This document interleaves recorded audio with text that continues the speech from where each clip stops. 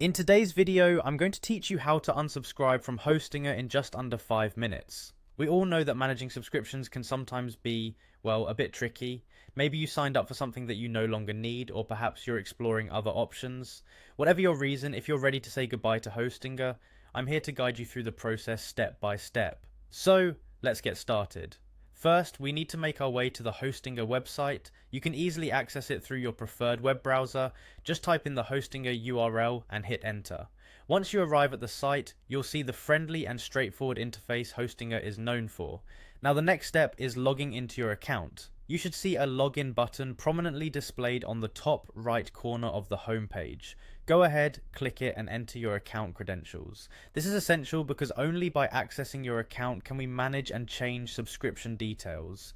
Once successfully logged in, you'll land on your Hostinger account dashboard. Here you'll see various options that Hostinger offers. What we're looking for is the home section. Navigate your way there by clicking on it.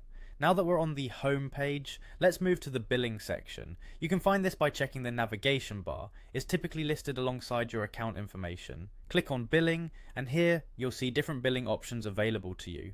As you enter the billing section, look for subscriptions. Click on it to access a list of all your active subscriptions. It's here that you'll find the details of your current plan that you want to unsubscribe from. Once you're in the subscriptions page, you will see a list of plans or services you're currently using. Take a moment to identify and select the specific plan that you intend to cancel or disable. Clicking on this plan will bring up more details, including the option we're looking for. Finally, what you want to do here is to disable the auto renewal for the particular plan you've selected. You're likely to see the disable auto renewal button. It sometimes hides under additional settings, but trust me, it's there. Clicking it will suspend the recurring payments and effectively your subscription at the end of your billing cycle.